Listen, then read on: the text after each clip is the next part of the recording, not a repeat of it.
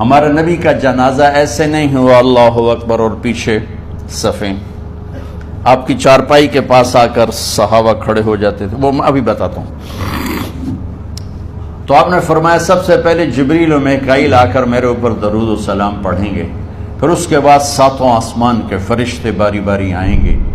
جب وہ چلے جائیں گے تو پھر سب سے پہلے میرے خاندان، میرے اہل بیت کے مرد آ کر میرے اوپر سلام پڑھیں گے، پھر ان کی خواتین آ کر سلام پڑھیں گی، پھر ان کے بچے آئیں گے، پھر ان کے نوکر اور نوکرانی آئیں گی، اس کے بعد مہاجرین مکے کے قریش آئیں گے، اس کے بعد ان کی عورتیں آئیں گی، ان کے بچے آئیں گے، ان کے نوکر اور نوکرانی آئیں گی، اس کے بعد مدینہ والے آئیں گے، پھر مدینے کی خواتین آئیں گی، پھر ان کے نوکر نوکرانی آئیں گے، اور اس کے بعد مجھے تم اللہ کے سپرد کر دینا۔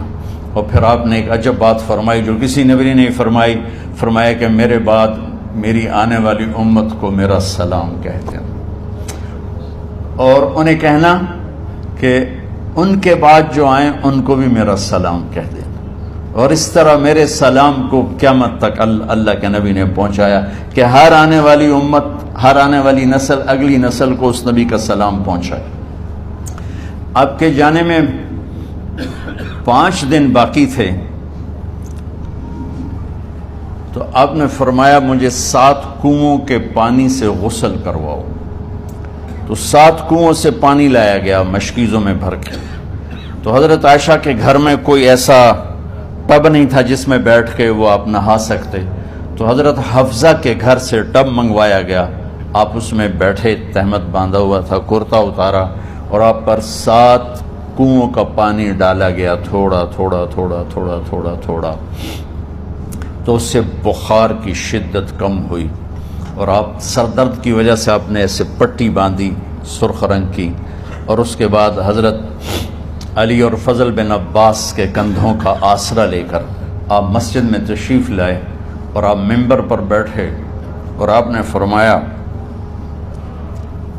لوگوں میرے جانے کا وقت آ چکا ہے، میں نے کسی پر زیادتی کی ہو، کسی کو تھپڑ مارا ہو، کسی کو چھڑی ماری ہو، کسی کا حق دبایا ہو، تو میں اپنی جان کے ساتھ، مال کے ساتھ حاضر ہوں، مجھ سے یہیں بدلہ لے لو، آخرت میں میرے خلاف کوئی دعویٰ نہ کرنا، میں آخرت کے حساب کو برداشت نہیں کر سکتا۔ جن کے طفیل لوگوں کا حساب معاف ہوگا، جن کی طفیل، جن کی شفاعت پر لوگ بے حساب جنت میں جائیں گے، وہ روتے ہوئے فرما رہے ہیں کہ میں آخرت کے حساب کو نہیں دے سکتا۔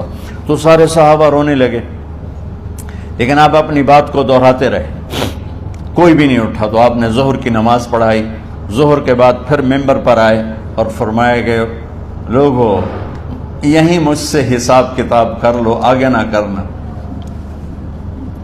بتاؤ میں نے کسی کا کوئی حق دینا۔ ایک صحابی کھڑے ہو، یا رسول اللہ آپ نے میرے 3 روپے دینے ہیں، 3 درہم۔ تو آپ نے فرمایا دینے ہوں گے ضرور، پر مجھے یاد نہیں، بتاؤ گے کس طرح دینے ہیں؟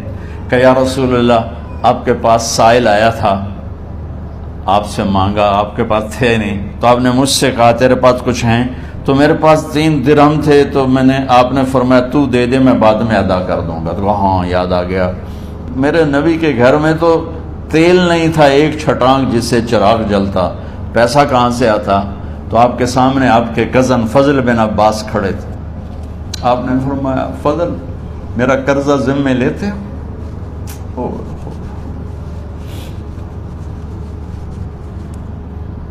جن کے لیے کائنات سجائی گئی، جنت کی چابیاں جن کو پکڑائی گئیں، جاتے ہوئے 3 روپے دینے کی ہمت نہیں تھی، کہ فضل میرا قرضہ ذمے لیتے ہیں؟ کہ جی یا رسول میں اپنے ذمے لیتا ہوں۔ کہ اس سے لے لینا۔ آپ گھر تشریف لے گئے، نماز کے لیے آتے تھے، پڑھاتے تھے۔ جمعرات کو عشاء کی نماز پڑھانے کے لیے اٹھے، اٹھ نہیں سکے، گر گئے، پھر اٹھنے لگے، اٹھ نہیں سکے، گر گئے، پھر اٹھنے لگے، اٹھ نہیں سکے۔ تو آپ نے فرمایا ابو بکر سے کہو نماز پڑھائے، عشاء کی نماز۔ ابو بکر ذرا پیچھے کھڑے تھے، عمر آگے کھڑے تھے۔ تو لوگوں نے کہا نماز ہی پڑھاونی ہے، کوئی پڑھا دے. تو انہوں نے حضرت عمر کو آگے کیا. انہوں نے کہا اللہ اکبر. جب حضرت عمر کی تکبیر سنی تو آپ نے اندر سے زور سے فرمایا عمر کو پیچھے کرو، ابو بکر کو آگے کرو، میرے رب کا فرمان ہے میرے مصلی پر ابو بکر کے سوا اور کوئی کھڑا نہیں ہو سکتا. جمعرات کی عشاء، جمعہ ہفتہ اتوار کی 15 نمازیں اور پیر کی فجر کی 16 اور جمعرات والی 17 نمازیں ابو بکر نے پڑھائیں میرے نبی کی موجودگی میں. ہفتے کے دن ظہر یا عصر میں آپ علی و فضل بن عباس کے کندھوں پر ہاتھ رکھ کے مسجد میں داخل ہوئے اور ابو بکر نماز پڑھا رہے تھے. ادھر محسوس ہوا کہ اللہ کے نبی آ رہے ہیں تو ابو بکر نے یوں پیچھے ہٹنا شروع کیا ایسے تاکہ مصلی سے ہٹ جائیں. تو آپ نے ایسے ہاتھ کا اشارہ فرمایا کہ کھڑے رہو، ہٹو نہیں، کھڑے رہو. تو وہ پھر آگے مصلی پر آ گئے. تو آپ تشریف لائے اور الٹے ہاتھ ابو بکر کے ساتھ بیٹھ کر آپ نے ظہر عصر کی 4 رکعت نماز ابو بکر کی امامت میں ادا فرمائی.